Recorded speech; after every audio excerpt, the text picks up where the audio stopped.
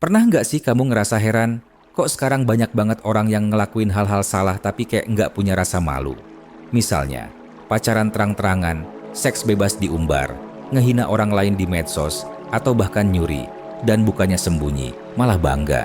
Kayak, ya udah sih, hidup-hidup gue, lu siapa? Padahal dulu, hal-hal kayak gitu tuh dianggap aib.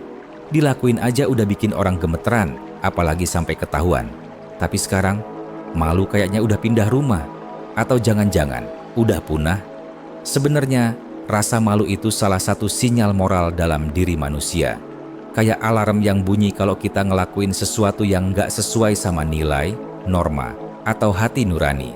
Nah, kalau alarmnya rusak atau dibisukan terus-terusan, lama-lama kita jadi nggak peka. Dalam psikologi, ini nyambung sama yang namanya desensitisasi moral. Istilah gampangnya, kita kebal.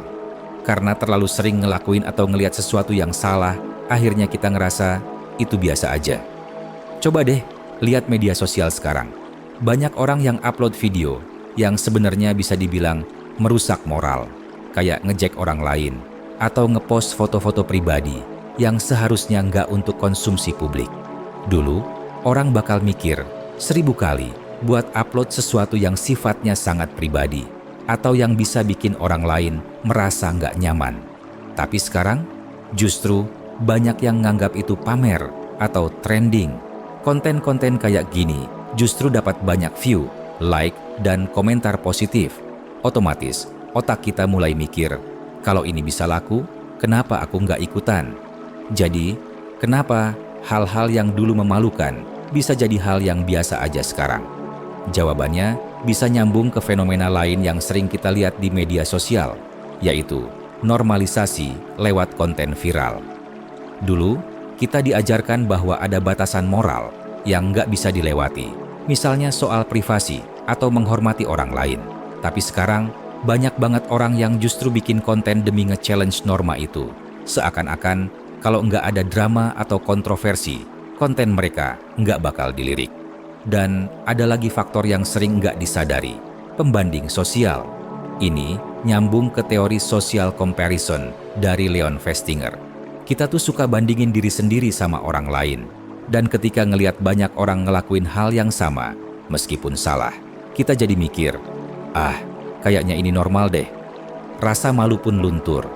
Contoh lain, fenomena influencer atau selebgram yang sering banget ngebahas kehidupan pribadi mereka yang kontroversial, dari hubungan asmara yang gak jelas sampai masalah keluarga. Mungkin dulu hal-hal kayak gini dihindari, tapi sekarang kalau nggak ada drama, follower bisa jadi turun. Jadi, lebih banyak orang yang rela berbagi hal-hal pribadi, meskipun bisa bikin malu, asal bisa dapat banyak perhatian. Selain itu, ada juga pengaruh dari budaya konsumerisme yang melanda di zaman sekarang. Banyak orang yang ngejar kepuasan instan, bahkan untuk hal-hal yang bisa dibilang salah atau merugikan. Dalam budaya ini, orang sering merasa bahwa mereka berhak untuk mengekspresikan diri tanpa ada batasan moral. Mereka beranggapan bahwa selama itu menyenangkan, kenapa nggak dilakuin? Ini adalah gambaran dari bagaimana budaya yang lebih mengutamakan kebebasan pribadi bisa membuat seseorang kehilangan rasa malu. Hal ini nggak cuma berlaku di media sosial loh, bahkan di kehidupan sehari-hari kita mulai melihat fenomena di mana orang lebih terbuka menunjukkan sisi gelap atau negatif mereka. Sebagai contoh, di ruang kerja atau lingkungan sosial, banyak orang yang dengan santainya melakukan kebohongan, menyebarkan gosip, atau merendahkan orang lain demi mendapatkan keuntungan pribadi. Mereka nggak merasa malu karena banyak yang juga melakukan hal serupa.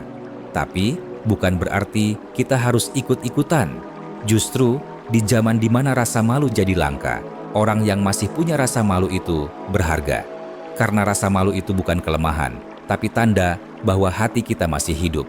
Bayangin gini deh, rasa malu itu kayak rem di motor. Kalau remnya rusak, motor bisa ngebut tanpa kontrol, dan akhirnya nabrak. Begitu juga manusia. Tanpa rasa malu, kita bisa ngebut dalam kesalahan. Tanpa sadar, kita udah jauh dari jalur. Jadi, kalau kamu masih ngerasa malu saat salah, itu bagus. Itu berarti kamu masih punya nurani. Dan kalau kamu lihat orang lain udah nggak malu lagi, ya jangan jadi ikut-ikutan. Karena malu bukan cuma urusan pribadi, tapi salah satu penjaga moral di masyarakat. Kita mungkin nggak bisa ngubah semua orang, tapi kita bisa mulai dari diri sendiri.